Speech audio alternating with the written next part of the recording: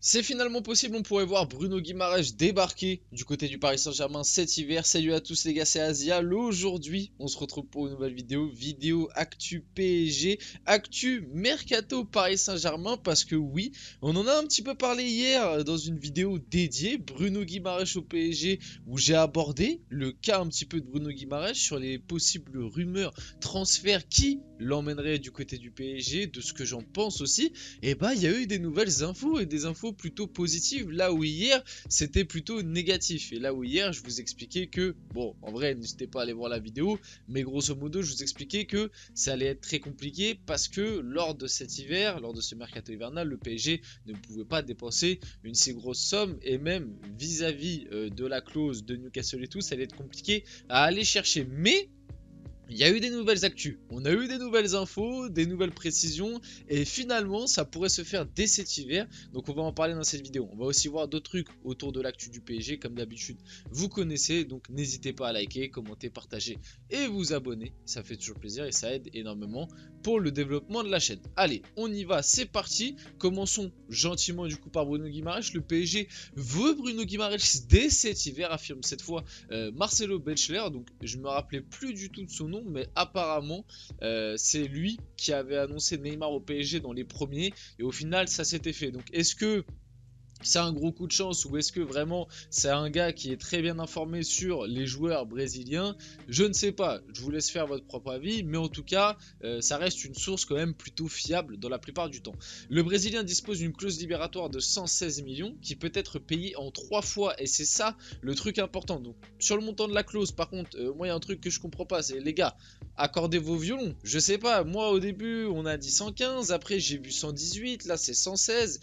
Bon, en gros, c'est dans ces eaux-là. On va dire, pour faire large, pardon, que c'est entre 110 et 120. Parce que j'ai l'impression qu'il n'y a pas les mêmes sommes en fonction des sources, mais bref.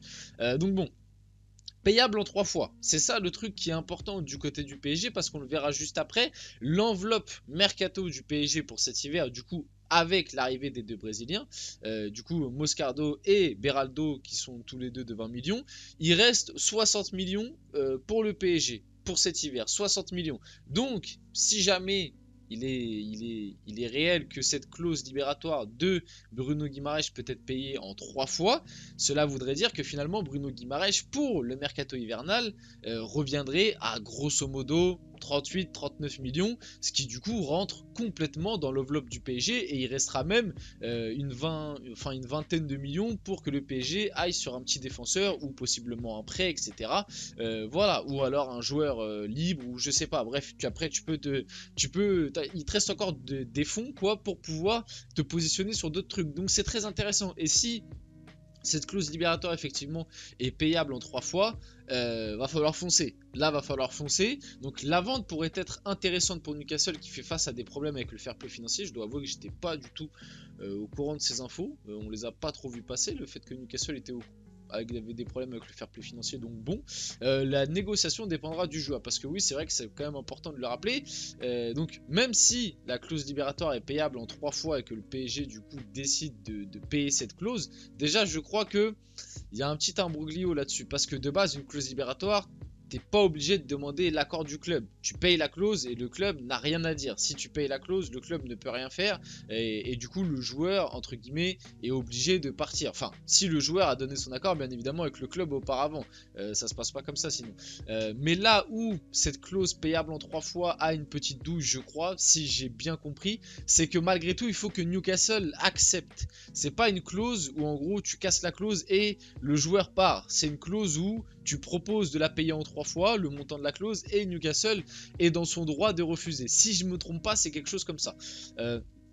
En tout cas, ça reste aussi dans les bras du joueur, j'ai envie de dire. Est-ce que Bruno Guimaraes voudra quitter Newcastle cet hiver? Pareil, c'est quelque chose d'assez compliqué. Même s'ils sont éliminés de toute compétition européenne et qu'en championnat, ça va un petit peu moins bien que l'année dernière, peut-être que lui, de son côté, il a envie de finir la saison du côté du PSG. En tout cas, je ne vais pas me répéter par rapport à ma vidéo d'hier. Je vous invite à aller la voir. Bien évidemment que Bruno Guimaraes en numéro 6 au PSG, ce serait une recrue absolument incroyable. Alors certains vont dire 116 millions, 118 ou 215 comme vous voulez, c'est cher. Je vous dirais oui, c'est cher, mais c'est le marché actuel des gros milieux de terrain. Bruno Guimaraes, ça fait partie des gros milieux de terrain, peut-être pas le meilleur, mais il fait partie des meilleurs. S'il arrive au PSG, ce serait sur le papier le meilleur milieu de terrain du PSG, assez largement, je pense, avec Zaïre Emery, et peut-être Vitinha qui est quand même très bon cette saison. Donc bien évidemment que faut les claquer, ces sous-là. Au bout d'un moment, mettons 100 millions sur un gros milieu de terrain et arrêtons de mettre des 20 millions par-ci, 20 millions par-là, 15 millions par-ci, 30 millions par-là. Au bout d'un moment, tac, tu claques 110 millions, hop, au moins t'as ton gros milieu de terrain pour les 5 prochaines années, t'es tranquille, entre guillemets, si ça se passe bien, bien évidemment, parce que il peut toujours mal se passer, mais c'est le marché actuel, hein. Lors du dernier mercato, on l'a vu, Declan Rice, 120 millions, Moses Caicedo, pareil, etc. Bellingham qui est parti pour plus de 100 millions aussi au Real Madrid. Alors, je les compare pas parce que c'est des joueurs avec des profils différents, des contextes différents et tout, mais vous avez compris ce que je veux dire. Le marché actuel des gros joueurs au milieu et d'ailleurs un peu partout en soi, faut claquer maintenant 100 millions quasiment à chaque fois. Donc c'est le prix et allons-y. Moi honnêtement, claquer 116 millions pour le Bruno Guimaraes, en tout cas que je vois à Newcastle, ça me dérange pas. Après, il faudra voir ce que Bruno Guimaraes donne du côté du PSG. Warren Zaïre-Emery X Bruno Guimaraes, bien évidemment, les deux alignés au milieu de terrain avec un petit Vitinha là qui fait un petit peu le milieu créateur, on va dire, ce serait plutôt pas mal. En 4-3-3 bien évidemment. Ouais, on aime beaucoup, surtout que Bruno Guimaraes il a ce truc un peu polyvalent où il peut jouer numéro 6 avec un autre numéro 6 à côté de lui, où il peut jouer numéro 6 tout seul dans un milieu à 3, et ça c'est vraiment très cool, et en plus il correspondrait vraiment très bien au jeu de Luis Enrique. Donc comme je vous l'ai dit un petit peu juste avant, le PSG pardon, décidément, a budgété 60 millions pour ce mercato cet hiver. Que faut-il recruter? Si tu arrives à prendre Bruno Guimaraes, du coup tu as ton milieu de terrain. Devant, je pense qu'on est assez bien fourni. Au milieu de terrain, on va dire que ça va parce que tu vas avoir le retour de Fabian Ruiz. Lee Kang-in devrait revenir en février. Tu as quand même encore Vitinha, Zaïre Emery, du coup tu aurais Guimaraes. Carlos Soler au cas où. Milieu de terrain, je pense qu'avec la grosse recrue, si ça se fait de Guimaraes, ça irait. Et il faut recruter encore derrière. Parce que derrière, Nuno Mendes, tu sais pas comment tu vas le retrouver. Lucas Hernandez, pareil, faut pas trop pousser sur la corde. T'as Skriniar qui s'est blessé. D'ailleurs, on va enchaîner avec ça juste après. Ça risque d'être pour un long moment au moins, peut-être pas la fin de saison, mais au moins un long moment.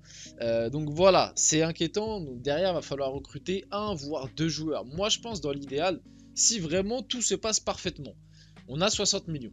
On paye la clause de Bruno Guimaraes en 3 fois, ce qui veut dire que grosso modo il nous restera une vingtaine de millions. Avec ces vingtaines de millions là, tu essayes de prendre un défenseur central, je sais pas, tu fais un petit montage financier, en vrai pourquoi pas un Lenny Euro, même si ça parlait de 40-50 millions, peut-être que si tu fais un truc où tu mets 20 millions plus tu payes des bonus, je sais pas après, ou un pourcentage à la revente, peut-être que ça peut passer. Ça me paraît compliqué, mais on sait jamais. Ou peut-être un Todibo, mais pareil, là ça me paraît très compliqué, mais vous avez compris l'idée. Aller chercher un joueur que tu achètes. Et en plus, moi je pense qu'il faudrait prendre quelqu'un en prêt. Un petit prêt, tu prends un petit prêt de 6 mois pour un mec dans la rotation en défense. Un mec polyvalent, dans l'idéal, qui pourrait jouer à gauche et central en même temps. Ce serait pas mal, je pense. Enfin, moi c'est ce que je ferais. Après, à voir ce qui va se passer. Et on verra bien. Bon, officiel, Milan Skriniar va se faire opérer après avoir été victime d'une grosse entorse de la cheville. Voilà, il a choisi de se faire opérer. Malheureusement, cheville gauche, il sera absent plusieurs mois. D'ailleurs, Luis Enrique a parlé un petit peu sur Milan Skriniar. On ne connaît pas la durée de son indisponibilité. C'est triste car l'action ne semble pas dangereuse, mais c'est une nouvelle désagréable. Comme je l'ai dit, hein, dans le secteur défensif, là, ça va commencer à être très compliqué parce que globalement, on a Lucas Hernandez. On a Beraldo, Marquinhos, Danilo. Et on a Hakimi et Mukiele. On a 5 défenseurs. Non, on a 6 défenseurs, pardon, pour 4 postes. Ouais, c'est compliqué quand même. Et surtout que sur les 6 défenseurs, t'as personne à gauche, factuellement, parce que je le rappelle que Lucas Hernandez était venu pour jouer central. Au final, depuis le début de la saison, il se retrouve à jouer latéral gauche, et on n'a pas de latéral gauche pour remplacer Lucas Hernandez. Pour l'instant, à chaque fois que Lucas Hernandez ne joue pas, c'est soit Marquinhos qui joue latéral gauche, soit Mukiele. Donc ouais, va falloir, je pense, recruter quelqu'un derrière que t'achètes plus un prêt. Pour moi, c'est vraiment primordial. En plus, bien évidemment, d'un milieu de terrain, mais là, je pars du principe que Bruno Guimaraes vienne, même si ça va être compliqué, on le sait. En tout cas, voilà. Et pour finir vite fait la vidéo, ce qui me permet un peu d'enchaîner sur le match de Coupe de France du PSG qui arrive très bientôt, Luis Enrique laisse un flou autour de la titularisation de Kylian Mbappé face à l'US Revel. On ne va jouer que 4 matchs en janvier, cela pourrait être l'opportunité idéale pour qu'il se repose, mais aussi pour qu'il puisse jouer. Cela dépend de quel côté on prend la chose. Moi, dans l'idéal, je pense que ce serait bien de reposer Mbappé face à une R1.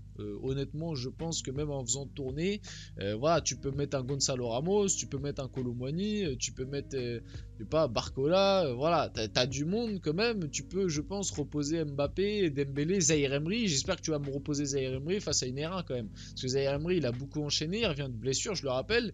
Voilà, bon.